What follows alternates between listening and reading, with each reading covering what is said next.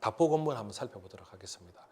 다포 건물의 기둥상부 결구는 주심보 건물처럼 한 가지를 생각해야 되는 게 있죠. 자, 기둥머리 위에 아무것도 없는, 그러니까 뜬 창방만, 좌우에서 오는 창방만 결구되고 아무것도 없는 경우가 있고, 그다음에 이렇게 기둥머리에 창방과 직교에서 안초공이 있는 경우가 있습니다. 그래서 안초공이 있는 경우와 안초공이 없는 경우로 나눠지겠죠. 그럼 안초공이 없으면 기둥 좌우에서는 양갈이 날 거고, 그죠?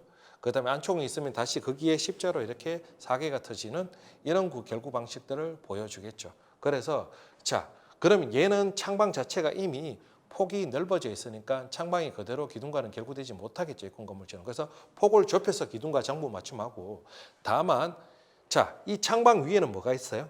평방이 있죠. 그러면 주두는 평방 위에 올라가기 때문에 이 창방에는 주두와 결구되는 촉자리는 필요 없어요. 그래서 창방이 자, 기둥에 들어올 때 장부로 맞추면 돼서 창방끼리 이렇게 주목장 이염을 해줍니다. 그리고 지금 옆으로 촉자리가 있죠. 이 촉은 무슨 촉자리일까요?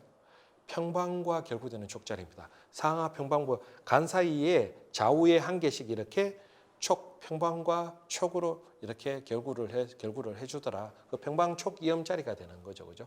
이렇게 결구가 되는 겁니다. 그래서 안초공이 없는 경우에는 이게 이제 일반적인 모습이죠.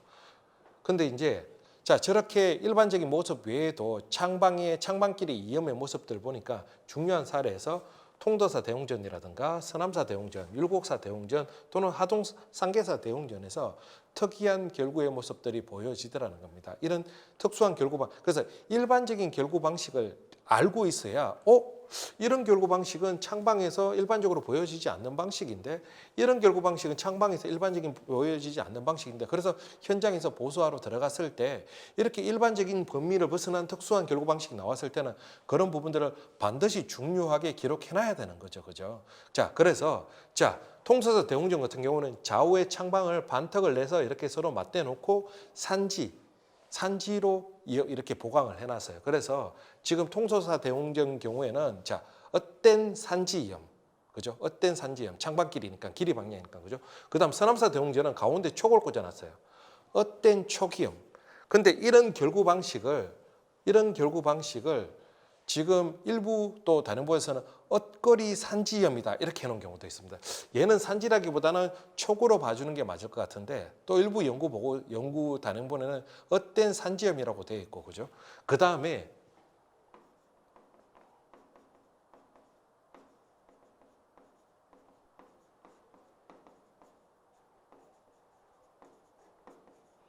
전통 목조 건축 결구법. 자, 이 국립문화재연구소에서 나온 전통 목조 결구법을 쭉 정리해 놓은 연구 보고서죠, 그죠? 여기에는 자, 이 두 가지 결구 방식을 반턱이다 이렇게 서로 반턱을 내서 이렇게 이염해서 반턱이염이다 이렇게 이야기해 놨습니다. 근데 뭔가 한 가지만 여러분들이 숙지해서는 안 돼요. 왜냐하면 이런 사항들은 어떤 연구자가 출제할지 몰라요. 그래서 각각 사항마다 다양한 명칭들이 있는 경우에는 그 다양한 명칭들을 어렵지만 여러분들이 다 숙지하고 있으셔야 된다. 그렇게 알고 계셨으면 좋겠고요. 그다음 자, 이렇게 율곡사 대웅전을 보니까 완전히 기둥이 관통되는 그 갈이 생기지 않고 기둥과 창방을 주먹장으로 저렇게 맞춤, 창방끼리의 결속은 없죠. 기둥하고 창방이, 좌우의 창방이 주먹장 맞춤, 모든 기둥이 다 이렇지는 않아요. 일부 기둥에서 저렇게 기둥과 창방이 주먹장 맞춤되는 이런 사례들도 보여지고, 그다음 하동 상계사 대웅전에서는 자, 창방이 기둥과 결구될 때